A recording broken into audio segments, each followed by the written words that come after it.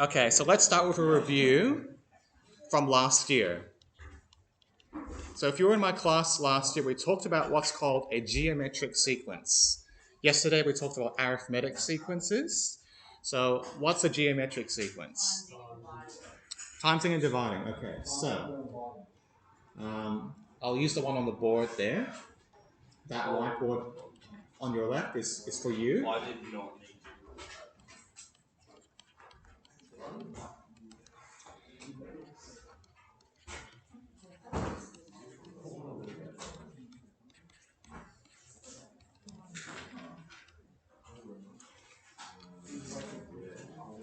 Okay, so I need you all to be quiet and listen carefully because we've only got one period to do two exercises.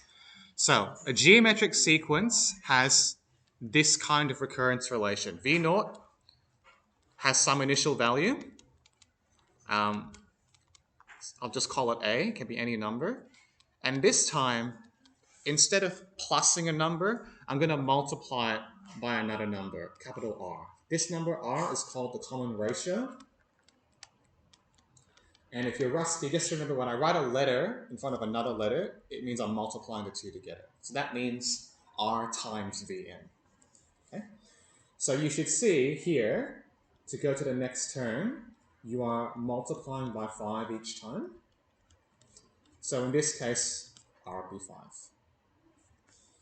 Now, many of you will recognize that here we are dividing by 5.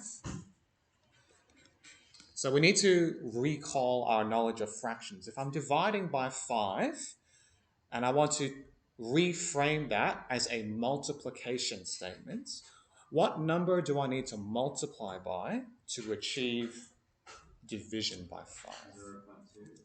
0.2. Okay, 0.2. Can we write that as a fraction? Over 10 or 1 over 5. 1 over 5. So multiplying by k is the same as, I should say dividing by k is the same as multiplying by 1 over k.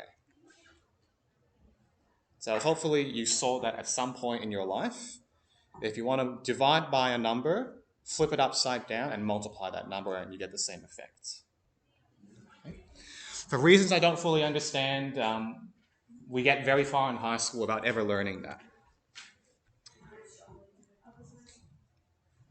Okay, so we'll just do one example where we change it into a recurrence relation.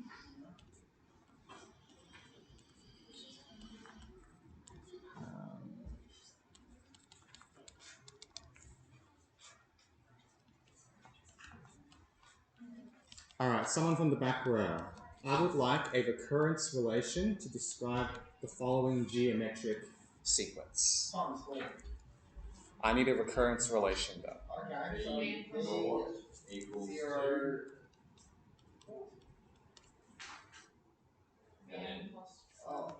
V R times 4. What are you talking about?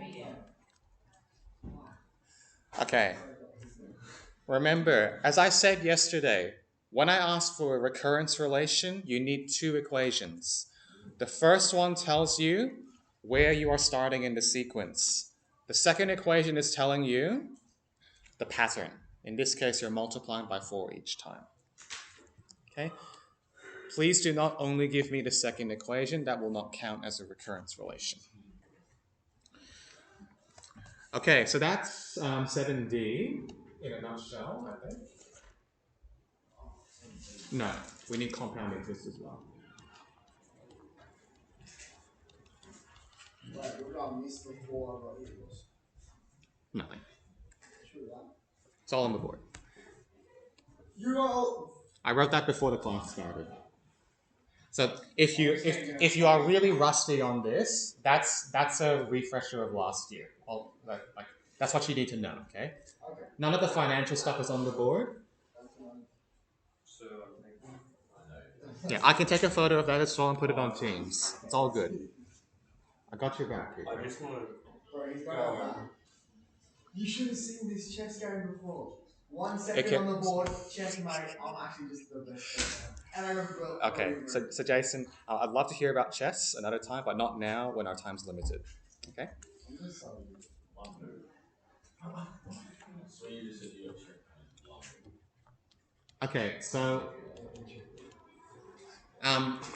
okay, compound interest. So let's say I have $10,000 in the bank saved up, and I earn 5% compound interest. 5 is R. R is 4. Okay, so yeah, that's great. Let me finish this. 5% compound interest. And then it's 5 over 100. Oh, fuck. Where's my convention? Okay, so what I want is give me a recurrence relation. V 0. And I want the value after 3 years.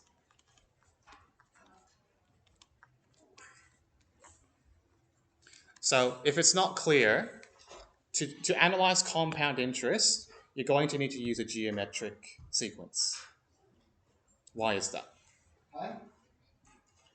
Just cause. Yeah, so I know I've said it, and I know that you believe me because I'm the teacher, but do you understand why we need to use a geometric sequence? It's like, Yes, yeah, like why do we need we are using multiplication.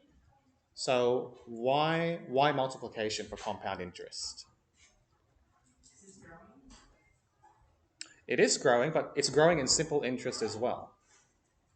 So we need to be more specific. It's annually.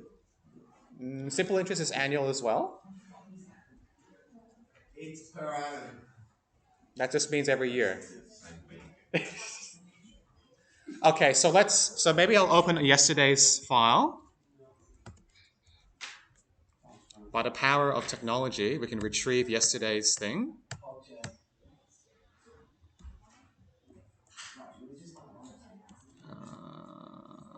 Uh-oh. Did I lose it? Okay, here we go. I've got that whole sheet in my bag. Simple interest. What's happening with simple interest is we calculate how much money we get from the bank in the first year, and the payment remains the same every year after that. So, for example, if I have $10,000 in the bank and I get 5% interest, that's $500. The bank will pay me $500 every year after that.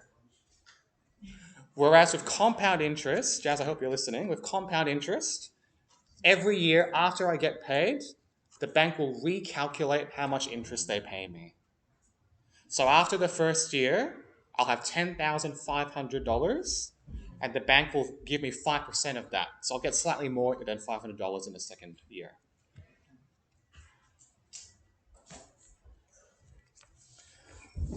All right, so I trust that you're comfortable with this. We're starting off with 10,000. What number do I need to multiply by, however, to achieve a 5% increase? 10,000. So I need some number R. Well, if I just multiply by 5, that would increase it 5-fold. That's not 5%. 1.05 is correct. So, if I define the interest rate, lowercase r to be 5, you can define capital R to be 1 plus r over 100. So if you were in my class last year, you might remember this formula, which I'll put somewhere else. The amount is equal to the principal times 1 plus r over 100 to the power of n. Does that look familiar from last year? No. So that's your value of capital R there. Okay? If you don't remember that, it's in the textbook. You will need to remember this formula or write it down in your bound reference. Okay? So if I choose R equals 5, I will get 1.05 because 5 over 100 is 0.05.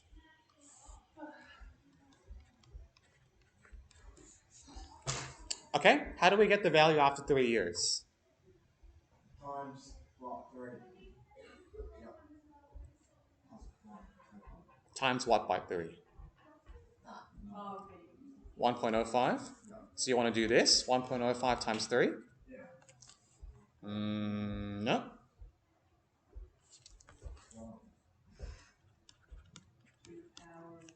You're going to triple the amount in 3 years if you do that.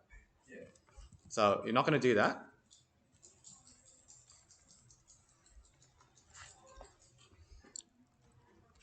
All right, let's work through it together. So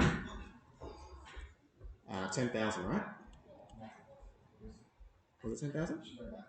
Yeah, 10,000. Okay, so to get the next term, we're going to multiply by 1.05. So that's my next value, 10,500. That's after 1 year.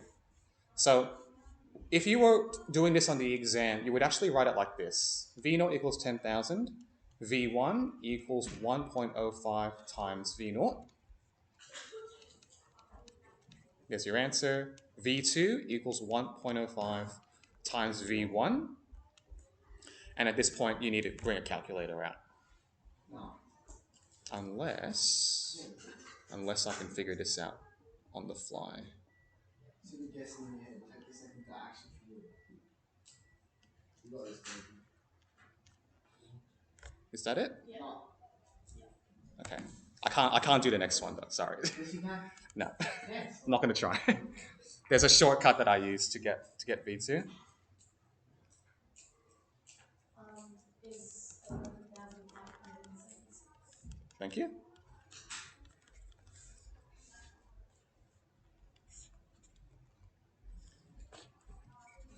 All right. Do you think you could do that calculation yourself if I change the numbers now to something else, like a different interest rate, a different starting amount? Yeah. Okay. You would just change V0 and you would change the value of lowercase r. I know I'm going a bit fast, and that's because I have to get through all of this. Okay, so that is 7D. Now I'm going to do one more question. One more.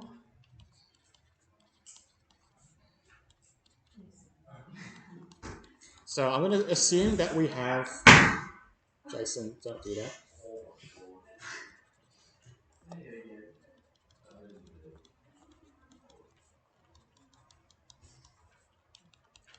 Um, 100 might be a bit too big. Let's do V50. Okay. So this is actually very similar to what we did yesterday. You could put the number in your calculator and multiply by 1.05 and press enter 50 times. But you don't have time to do that. Wouldn't it be good if we had some sort of formula where we could choose whatever number we want and just substitute it in? That'd be great. Well, there is. So if V0 equals A and Vn plus 1 equals R times Vn, then a formula for any value of n to give you Vn is R to the n times V0. Do you either use AR to the power of n equals 1? Or is it something else? So that's because last year we started our sequences at 1 rather than 0. Oh yeah, better than you. Yeah, so if you were in my class last year, so I don't understand why your textbook did this. So every sequence that we look at this year will start at 0, okay?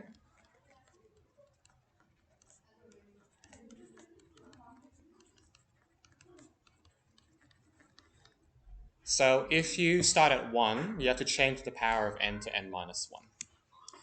So just keep so you can forget about the n minus 1 formulas this year, okay? So there's no reason why you should use them.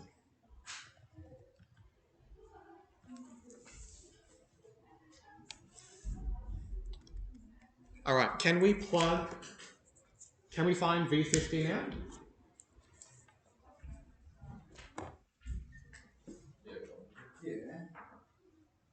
want me to put the 50 where the n is what? No. So I want to find V50 given that recurrence relation. I've given you the rule. Excellent. N equals 50. V50 equals 1.05 to the power of 50 times 10,000. Okay, use your calculator here. And if you want to get an answer, you can do that. I'm just wondering whether it will be too large.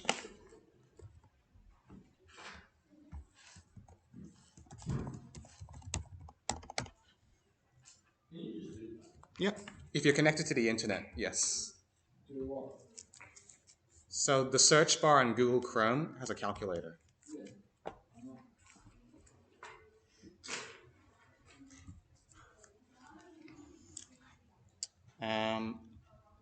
There's one more thing I need to show you as well. What would you define R as? R, so it's given to you here. Yeah, like what is that? R is the common ratio. Oh, yeah. That's the number that you're multiplying by in the sequence every time.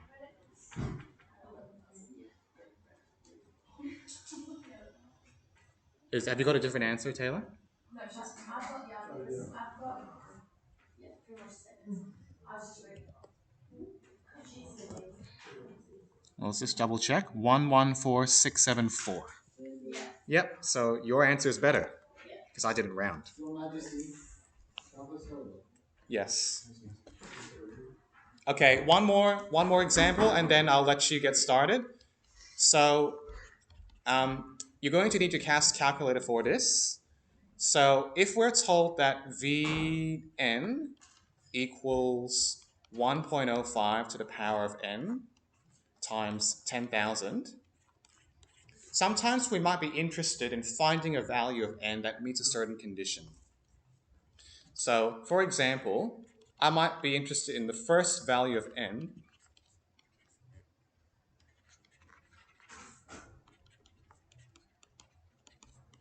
goes above some number. So let's say I pick the number 50,000, okay? So I put $10,000 into this savings account. I go away for a few years, and when I come back, I want $50,000. So the question is, how long do I have to wait for that to happen? So if you do that, you'll get this equation, and we've got to solve it. And there's no way for you to do this unless you use your CAS calculator. So this is what you'll need to do. So on your CAS, you'll go to Menu, there will be Algebra, and there will be Solve. So I'd like all of you to do this, please. And you will type this in. So you go Solve, type in the equation,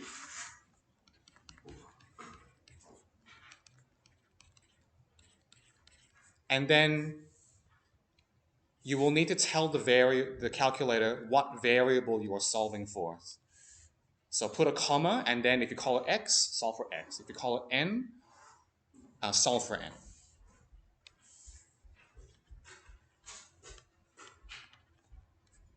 So try that and see what you get.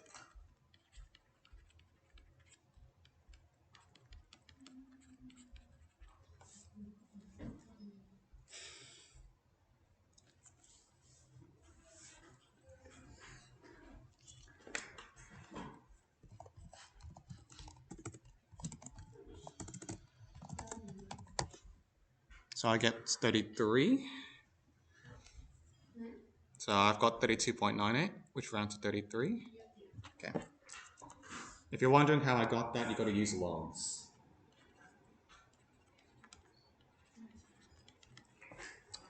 Okay, so what this is saying is the smallest value of n, which gives me $50,000, is 32.98.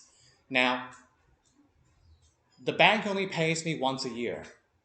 So will I need to wait 32 years? Or will I need to wait 33 years?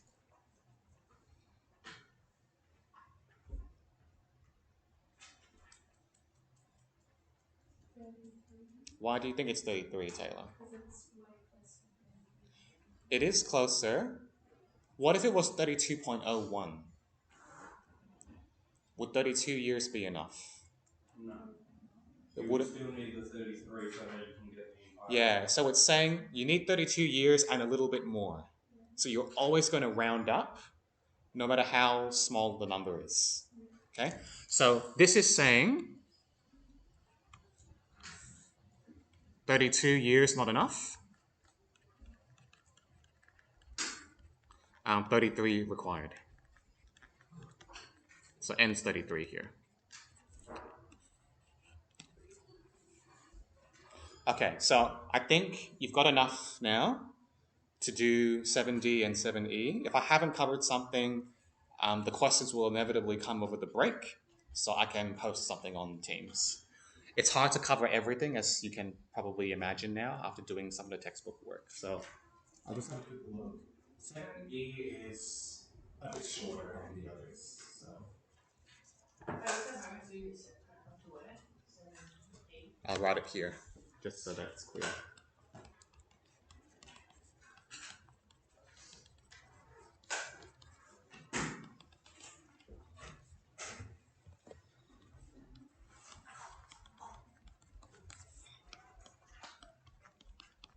So if you're panicking about the fact that I've set 5 exercises over the break, remember that we don't meet again until Friday of the first week back. So you've got over 3 weeks to get this done. The Tuesday is Anzac Day. So if you've already done 7A, you've only got 4 exercises left to go. So you might need to do 1.5 exercises per week to get all 5 done by the time we come back next term.